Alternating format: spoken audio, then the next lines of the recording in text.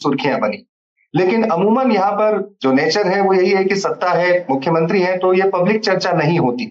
अच्छा, हम इस बारे में बात कर रहे हैं और 23 जून को इंडियन एक्सप्रेस ने आज से 3 दिन पहले इस बात का खुलासा किया अपनी इन्वेस्टिगेटिव स्टोरी में, जिसमें कि मुख्यमंत्री उनके परिवार से जुड़े जमीनी सौदों का जिक्र था और उसके साथ जो सबसे बड़ी बात हितों के टकराव की बात थी कि जमीनों की खरीदने की टाइमिंग और उसके बाद वहां पे इंफ्रास्ट्रक्चर डेवलपमेंट, इसको लेके जो सवाल उठाए थे, इस मसले के ऊपर भी अगर मोटे मोटे तौर पर मान लिया जाए कि अखबार अगर सुबह 6 बजे आता है, 7 बजे तक ये जो पूरी खबर थी जंगल की आग की तरफ फैली हुई थी। रात के 11 बजे वो भी बीजेपी के हेमंत खंडेलवाल आते हैं और उस पर प्रतिक्रिया देते हैं। और आज 3 दिन बाद भी यहाँ इस बात का जरूर जिक्र है कि जो मुख्यमंत्री हैं उन्होंने खुद मीडिया के सामने नहीं आए। आरोप जो भी लगे हैं वो उनके ऊपर लगे, उनके परिवार पे लगे, परिवार के सदस्यों पे लगे, न कि किसी सिस्टम पे, किसी टेंडर का घोटाला नहीं है, किसी प्रोसेस को वॉयलेट किया गया ऐसा नहीं है, बल्कि ये तो सीधे सीधे उनके ऊपर है। ऐसे में अभी तक उनकी तरफ से वो नहीं आया। ये बात जरूर है कि तरीके के साथ जो जमीनें खरीदी गई, और उसमें सबसे बड़ी बात यह है कि जो हितों का टकराव, उसको भी फिर से एक बार दोहराया गया। अब यहाँ सवाल ये उठता है कि मुख्यमंत्री अभी तक इसमें सामने नहीं आए, ये फैक्ट है, ये यहाँ का सबसे बड़ा फैक्ट है। और इसी मसले को कांग्रेस उठा भी रही है। मैं आपकी जानकारी के लिए बता दूं कि इसी मसले पर जो कांग्रेस के यहाँ पे प्रदेश अध्यक्ष है मध्य प्रदेश के जीतू पटवारी, उन्होंने भी एक ओपन लेटर जारी किया है और उसमें भी यही बात कही है कि जो मसला पूरे देश में बहस का सबब है, उस पर मुख्यमंत्री मौन क्यों है। तो विपक्ष इस तरह से हमलावर है। जीतू पटवारी ने न केवल भोपाल प्रेस कॉन्फ्रेंस की, बल्कि दिल्ली में भी पवन खेड़ा के साथ प्रेस कॉन्फ्रेंस की, और जो उस इंडियन एक्सप्रेस अखबार ने जो भी एलिगेशंस लगाए हैं वो उन्होंने दोहराए हैं।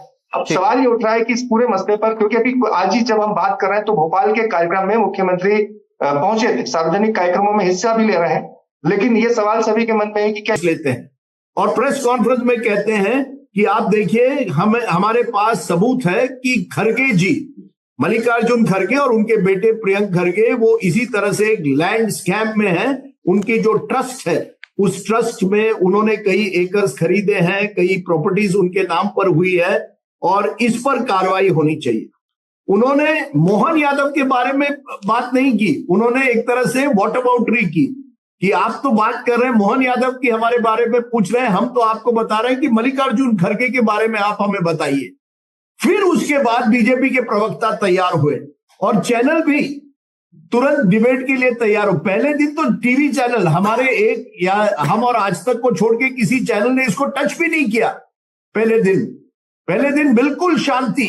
कोई चैनल, आप सोचिए अगर यूपीए की सरकार होती तो पहले दिन से पूछते, नेशन वांट्स टू नो, देश जानना चाहता है मोहन यादव कब इस्तीफा देंगे, मोहन यादव भ्रष्टाचार के आरोप में आप जवाब देंगे या नहीं। पहले दिन किसी ने कुछ नहीं कहा, ना पत्रकारों ने कहा, ना चैनल ने कहा। अगले दिन क्या हुआ, जब ये कर्नाटका का मामला उठता है तब कुछ चैनल पूछने लगे कि यार ये तो मध्य प्रदेश की बात हुई, व्हाट अबाउट कर्नाटका।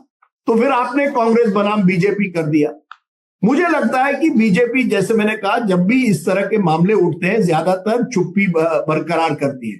आपको ताजुब होगा, 2 महीने पहले सुप्रीम कोर्ट ने पेमा खांडू, जो अरुणाचल के मंत्री हैं, उसमें सुप्रीम कोर्ट ने हस्तक्षेप करके कहा कि इस पर सीबीआई की कार्रवाई होनी चाहिए, क्योंकि एक पब्लिक इंटरेस्ट लिटिगेशन हुआ था कि पेमा खांडू के पूरे परिवार ने किस तरह से रोड कॉन्ट्रैक्ट्स पर एक तरह से अपनी मोनोपोली कर दी थी, कब्जे कर लिए थे। अब वो सीबीआई इंक्वायरी में क्या हुआ है अभी तक पता नहीं है, और ना ही बीजेपी पर ने इस पर सफाई दी है कि पेमा खांडू इसमें शामिल है या नहीं शामिल है। गोवा का उदाहरण लीजिए, गोवा में भी बीजेपी की सरकार है, वहां तो एक पूरी लोगों की मूवमेंट शुरू हुई है, इनफ इज इनफ। एक रिटायर्ड जज है जस्टिस रिबेरो, उनके नेतृत्व में वहां मूवमेंट शुरू हुई है कि किस तरह के जमीन के घोटाले वहां हो रहे हैं। लेकिन बीजेपी उस पर कुछ नहीं कहती, क्योंकि गोवा दिल्ली से दूर है। तो ये स्ट्रेटेजी है। बीजेपी को लगता है कि आज की तारीख में 24 घंटों की न्यूज साइकिल है, आज तो सब अयोध्या के बारे में बात कर रहे हैं, उज्जैन को भूल जाएंगे। और मुख्यमंत्री तो एक शब्द अभी तक मुख्यमंत्री मोहन यादव ने शब्द नहीं दिया। तो ये इनकी मीडिया स्ट्रेटेजी है। इनको कहा गया है जब भी कोई एम्बैरेसिंग सिचुएशन हो तब आप चुप्पी बरकरार रखिए, इससे आप आपकी जो स्थिति है कोई कुछ कहेगा नहीं, क्योंकि मीडिया अलग अगली स्टोरी पर चली जाएगी। कांग्रेस को कल कटघरे में रखेगी, कर्नाटक का कोई लैंड स्कैम उठाएगी, अलेज लैंड स्कैम, या हिमाचल की बात करेगी, तेलंगाना की बात करेगी, लेकिन बीजेपी की नहीं करेगी। ये स्ट्रैटेजी है बॉस, और ये स्ट्रैटेजी अब साफ हो गई है। अब इसी वजह से मुझे लगता है कि बीजेपी को लगता है कि हमें ज्यादा कोई जवाब देने की जरूरत नहीं। हाँ, अमित मालविया ने जवाब दिया है, पर उस जवाब में कई कमियां हैं जो आपने दिखाई, और इंडियन एक्सप्रेस ने भी बात की है।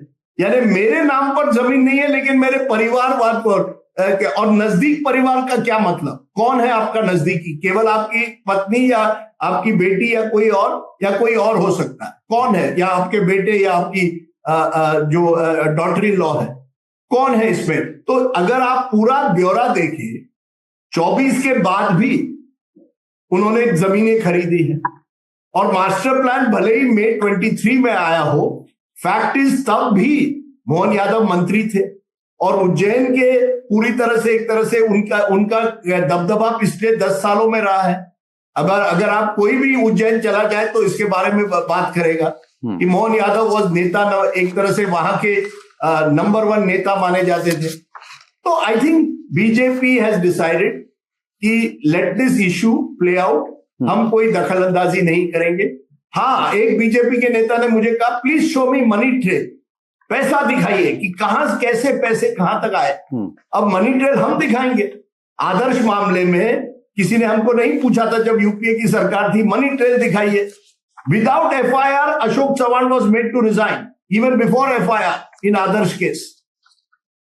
क्योंकि अब ये लाइन है ना, पहले एफआईआर होने दीजिए, मनी ट्रेल चल रही थी, वो किसी न किसी रूप स्वरूप में राष्ट्रीय स्तर पर किसी अखबार के 2 पन्नों की शक्ल में नुमाया हो गई।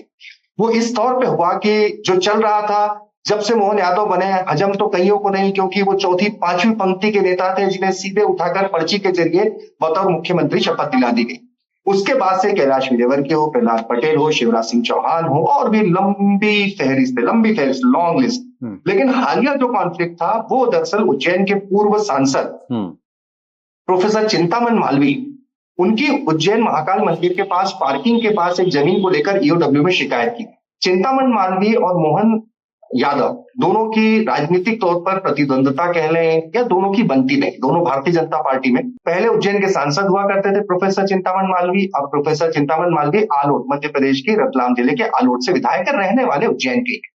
उनकी जब जमीन का मसला उठा तो उन्होंने एक प्रेस कॉन्फ्रेंस की, और उन्होंने इशारों में सारी बातें कही थी कि उज्जैन के एक रसूखदार परिवार ने किस तरह से जमीनों का खेल किया है, ये बात मैं सबके सामने लाऊंगा तो भूचाल मच जाएगा, तो अपने लोगों को तंग नहीं किया करें। ये प्रेस कॉन्फ्रेंस है, पब्लिक डोमेन में है, आप भी सर्च कर सकते हैं। अब सवाल यहां से ये उठा था कि क्या ये जिस तरीके से प्रोफेसर चिंतामन मालवीय बाकायदा प्रेस कॉन्फ्रेंस लेकर बोलते हैं, और इसके बावजूद वो साफ तौर पे चेतावनी भी दे रहे हैं, लेकिन ना कोई बीजेपी के संगठन की हिम्मत हो रही है उन्हें उन पर लगाम लगाने की, ना केंद्रीय नेतृत्व की हो रही है, तो इसको लेकर एक बहुत बड़ी चिंता की बात, मतलब एक चर्चाएं आम थी। दूसरी चर्चाएं आम तो आप ये इसी तौर पे देख लीजिए कि जो जमीनों का मसला है, 1 साल पहले लैंड पूलिंग पॉलिसी लाई जाती है मोहन सरकार के द्वारा उज्जैन के लिए, खासतौर पर सिंहस्थ चूंकि होने वाला है, तो जो किसानों की जमीन को परमानेंटली एक्वायर करने को लेकर एक special land pooling policy design की जाती है, और जिसके विरोध में खुद आरएसएस का अनुषंगिक संगठन यानी कि भारतीय किसान संघ जमीन पर उतरता है, और पूरे उज्जैन में भयानक प्रदर्शन होते हैं। मसला केंद्रीय गृह मंत्री अमित शाह तक जाता है, और चूंकि भारतीय किसान संघ इस मसले में फ्रंट पे होता है, तो उसको चलते अमित शाह 3-4 बार तलब करते हैं। यह भी कहा गया कि इस मसले पर मोहन यादव को फटकार लगी अमित शाह के द्वारा, और उसके बाद जाकर ये लैंड पूलिंग पॉलिसी वापस लेनी पड़ती है। पर्दे के पीछे खबर यही थी कि इसके पीछे भी मंशा जमीनों के गणित की थी, इसी को लेकर, और ये सारी बातें आला कमान के पास पहले से थी, ये कोई नई बात नहीं है। मैंने कहा आश्चर्य कोई बात नहीं, जब भी इस तरह की बात होती थी तो पत्रकारों के बीच में बात होती थी कि कैलाश विजयवर्गीय मिलन हो सकता है कि इन्होंने उज्जैन की जमीनों से जुड़ी कोई बातें सौंपी होंगी। भारतीय किसान संघ के जो लीडर है वो तो उस वक्त हम ये सारी बातें खुलेआम कहते थे, बाकायदा उन्होंने भाषणों में कही है, बाद में ये अखबार की रिपोर्ट में छपी। और इन सब के बीच में सबसे बड़ा सवाल यहाँ पर अब जो यहाँ पर जो उठ रहा है लोगों के मन में कि बिजनेस तो होगा, किसी का सीएम का बिजनेस है तो बिजनेस होगा, तो बिजनेस का स्वरूप कैसा होगा, नेचर ऑफ बिजनेस क्या होगा। तो क्या हम जब शुचिता की अपेक्षा करते हैं वो संभव ही नहीं हो, हितों का टकराव ऐसा हो ही नहीं सकता कि ना हो। अगर मेरा रियल एस्टेट का बिजनेस है और मुझे पता हो कॉन्स्टिट्यूशनली कि कहां पर प्रोजेक्ट आएंगे, मास्टर प्लान कैसे डिजाइन होगा, तो फिर सवाल ये उठता है कि हितों का टकराव कैसे नहीं हो सकता है। क्योंकि आपने जो बात कही कि सवाल ये नहीं था कि जमीन खरीदी कैसे गई, सवाल तो इस बात का था कि नैतिकता और शुचिता की बात है। तो दो चीजें साथ में हो ही नहीं सकती, या तो आप जन के नेता हो सकते हैं या जमीन के नेता हो सकते हैं। ये सबसे बड़ी आप यहां पर इस तरह की एक जो बड़ी बहस है वो शायद हो चुकी है, छिड़ चुकी है, हम देख रहे हैं लगातार। क्योंकि मुख्यमंत्री की तरफ से या उनकी तरफ से अघोषित तौर पर सोशल मीडिया पर एक कैंपेन जो चलाया जा रहा है कि चूंकि जमीनों का तो उनका बिजनेस था, जमीनों का बिजनेस था, तो उसमें गलत क्या था, वे गलत तरीके से तो नहीं खरीदी, ऐसा एक कैंपेन चलाया जा रहा है। तो यह सवाल भी खड़ा हो रहा है इस कैंपेन के बदले कि क्या आखिर मुख्यमंत्री या उनका परिवार इंक्लूडिंग फैमिली इस ऐसे बिजनेस में इन्वॉल्व हो सकते हैं जिसमें कॉन्फ्लिक्ट।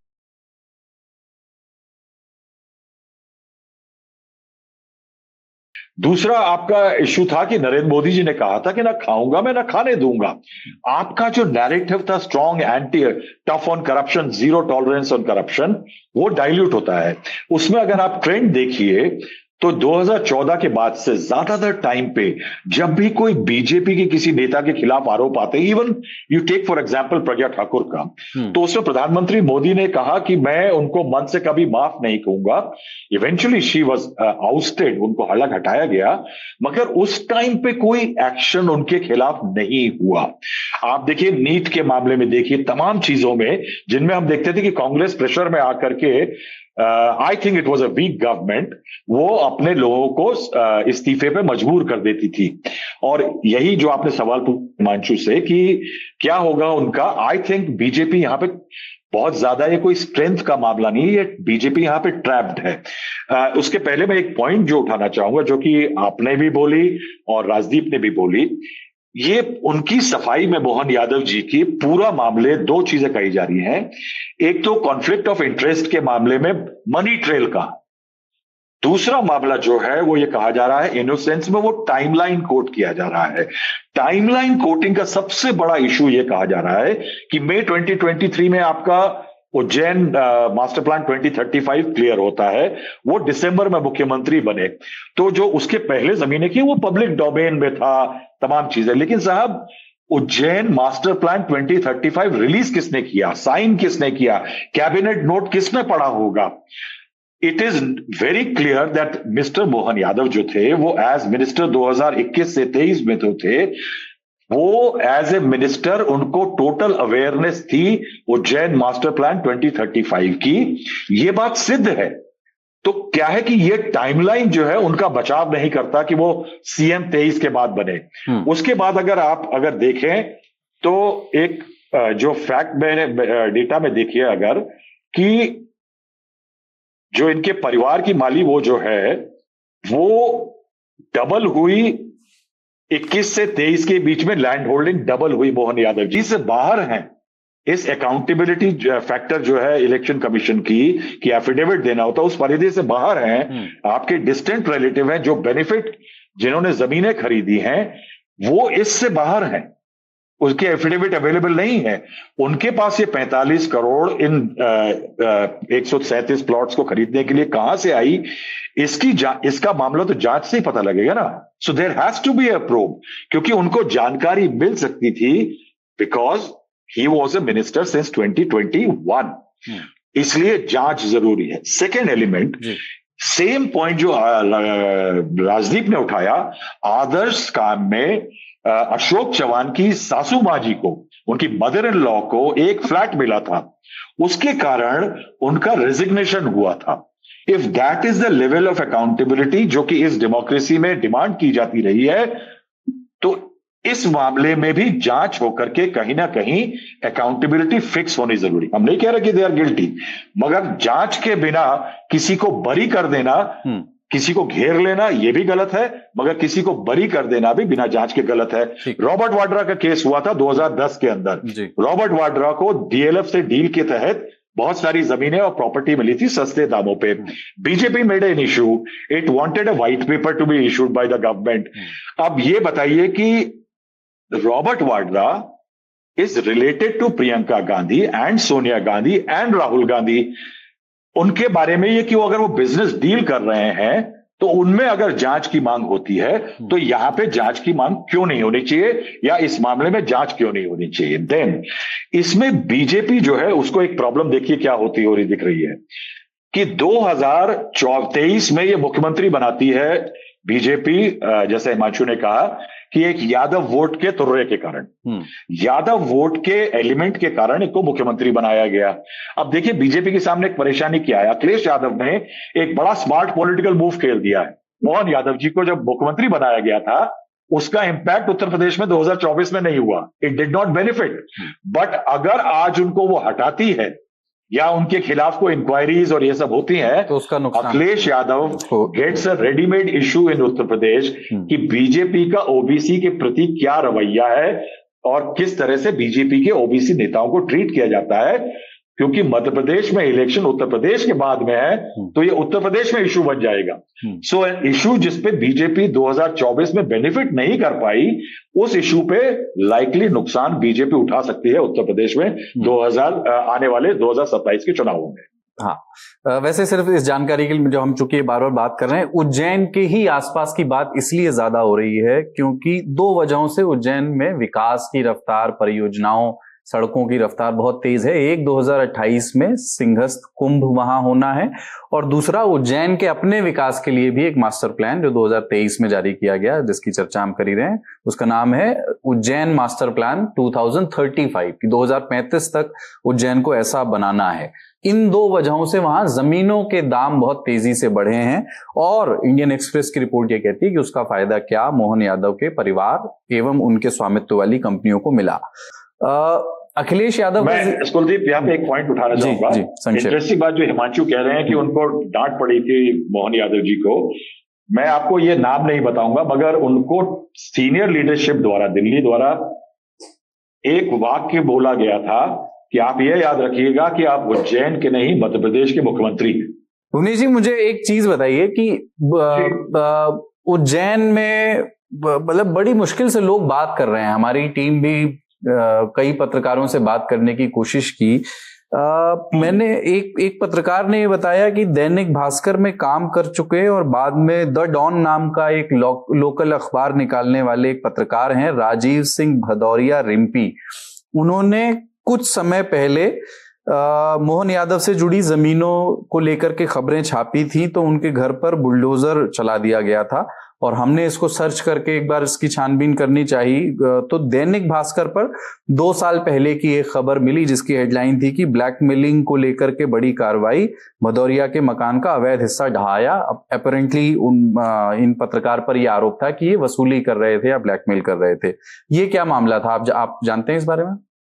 ज्यादा तो नहीं, इतना ही जितना सुनाया है, जिसके तहत ये था कि इस मामले में एफआईआर हुई थी, उनकी गिरफ्तारी भी हुई थी और उसके बाद जो कार्रवाई हुई जो होना थी हुई थी, लेकिन ये सब कुछ तब हुआ था जब मुख्यमंत्री के तौर पर मोहन यादव ने शपथ ले ली थी। सर ने जो बात कही कि बड़े नेता ने मुख्यमंत्री से कहा था कि आप पूरे प्रदेश के सीएम, ये आपको बता देता हूं कि कब कहा था। ये दरअसल केंद्रीय संसदीय बोर्ड की बैठक की जिसमें कि लोकसभा के टिकट फाइनल हो रहे थे और उन्होंने उस वक्त में उज्जैन के जो मौजूदा सांसद अनिल फिरोजिया के टिकट का विरोध किया था। उस वक्त ये स्थिति थी कि मोहन यादव लगभग एक दिन छोड़कर उज्जैन पहुंच जाते थे। वैसे भी उन्होंने अपने घर परिवार को भोपाल में शिफ्ट नहीं किया, भोपाल के सीएम हाउस में शिफ्ट नहीं किया, वो उज्जैन में ही रहता है। और ऐसी स्थिति में वो जब घर पहुंच जाते थे तब ये इस मसले को शायद उम्मीद है प्रधानमंत्री जी को ये रास नहीं आया कि वो अभी अभी सीएम बने हैं और लोकसभा के टिकट में हस्तक्षेप कर रहे हैं, तो उन्होंने कहा था कि आप केवल उज्जैन के नहीं पूरे प्रदेश के मुख्यमंत्री उज्जैन से बाहर निकलिए। और देखिए आखिरकार हुआ वही कि 2.5 साल बीतने के बाद मुख्यमंत्री मोहन यादव पर अगर एलिगेशन लगा तो उसी उज्जैन के मसले पर, वहां की संपत्ति या वहां की जमीनों के मसले पर ही लगा है। तो ये जो मैं आपसे कहना चाह रहा हूं कि वो आलाकमान के नजर में भी हिमांशु भी जो बता रहे थे जिस तरह से कि ये सब कुछ संज्ञान में है और मध्य प्रदेश के बहुत सारे नेता, ये जो इंडियन एक्सप्रेस में छपा है इससे कई गुना ज्यादा बहुत सारी चीजों के सबूत आलाकमान, जिसे आलाकमान में हम किसे कहते हैं, पीएम से तो कोई मिल नहीं सकता, second in command Amit Shah के पास में आप जितनी फोटो देख लीजिए, उसके बाद सोशल मीडिया पे चलती हुई सारी चीजों को देख लीजिए कि कैलाश विजयवर्गीय आज मिले अमित शाह से, आज शिवराज सिंह चौहान तो है ही, मिलते ही रहते हैं। तो ये सारी बातें आलाकमान के नॉलेज में है। अब तो देखने की बात यह है कि आलाकमान इस पे रिएक्ट कैसे करता है, तुरंत रिएक्ट करता है, नहीं करता है, क्योंकि सबसे बड़ा यहाँ पर भी जो सबसे बड़ा जो पॉइंट है वो ये है कि आखिर यूपी चुनाव के पहले किसी यादव मुख्यमंत्री को हटाने की क्या हिम्मत या हिमाकत बीजेपी का आलाकमान कर पाएगा, या किसी भी तरह से डैमेज करने की या किसी भी तरीके से प्रभावित करने की हिम्मत या हिमाकत कर पाएगा। इस बीच में यहाँ पे एक किस्सा बड़ा आम है, जहां पर बात हो रही थी पुरानी बीजेपी की, नई बीजेपी की जी। ये मध्य प्रदेश का एक किस्सा है। 80 का दशक था और 80 के दशक में मुख्यमंत्री थे वीरेंद्र कुमार सकलेचा। उनके बेटे राज सकलेचा पर यह आरोप लगा कि भोपाल की प्रोफेसर कॉलोनी में एक प्लॉट जिसकी कीमत उस वक्त में 1 लाख रुपए थी, उन्हें 13,000 रुपए में मिल गया। वो इसलिए मिला क्योंकि जिसका था वो खनन कारोबारी था और खनन मंत्रालय उस वक्त मुख्यमंत्री वीरेंद्र कुमार सकलेचा के पास था, किसी खदान के फेवर के बदले। उसके बाद में उस वक्त की बीजेपी न केवल वीरेंद्र कुमार सकलेचा को मुख्यमंत्री पद से हटाया, 99 तक जब तक कि वो जीवित रहे उनका बीजेपी में पूर्व मुख्यमंत्री का पुनर्स्थापन नहीं हो सका। ये उस वक्त की बीजेपी थी। वीरेंद्र कुमार सकलेचा अपने बेटे के नाम पे सस्ते में एक प्लॉट लेने के नाम पर ऐसे निपटे कि फिर कभी भारतीय जनता पार्टी के उस पद या उस प्रतिष्ठा तक नहीं पहुंच पाए। वर्तमान दौर की बीजेपी है, बाकी राजदीप सर है, हिमांशु जी है, बेहतर बताएंगे। हिमांशु जी, मेरा आपसे एक सवाल है। हिमांशु जी, ये जो कहा गया था कि तलब किया गया है, यहाँ पर चर्चा आम थी कि मुख्यमंत्री को तलब किया गया है। इसके उलट सूत्रों से खबर ये थी कि मुख्यमंत्री यहाँ से लगातार मिलने के लिए समय मांग रहे हैं अपनी बात रखने के लिए। तलब नहीं किया गया या समय दिया नहीं गया? देखिए, अभी तक जो है ना वो आलाकमान से समय मांगा नहीं मांगा, मैंने तो अभी पहले भी कहा, ये कुछ चीजें सिर्फ मीडिया के अंदर खबरें हैं। अगर समय मांगा गया होता या सम्मन किया गया होता तो वो मोहन यादव को आना पड़ता। अब समय मांगा था, अभी तक नहीं मिला है। एक मुख्यमंत्री हैं, नितिन नवीन पार्टी के अध्यक्ष हैं, गृह मंत्री अमित शाह हैं, जो पार्टी में संगठनात्मक चीजों को देखते हैं ज्यादातर। बीएल संतोष हैं, जो संगठन मंत्री हैं पार्टी के, वहां तो उनको समय मिल ही जाता, मांगा होता। लेकिन पार्टी इस पूरे विषय में बहुत गंभीरता से देख रही है, इसमें कोई दो राय नहीं है। मैंने पहले भी कहा कि इससे पहले ऐसा कोई मोहन यादव पे ये पहला मामला नहीं है। लैंड पूलिंग एक्ट है, कैबिनेट की वो बैठक है जिसमें नाराजगी है 2 बड़े मंत्रियों के, जिन मंत्रियों का जिक्र जो है वो भुवन कर रहे थे। और क्योंकि ये सही है कि मोहन यादव और उनके परिवार जो है वो रियल एस्टेट बिजनेस में है,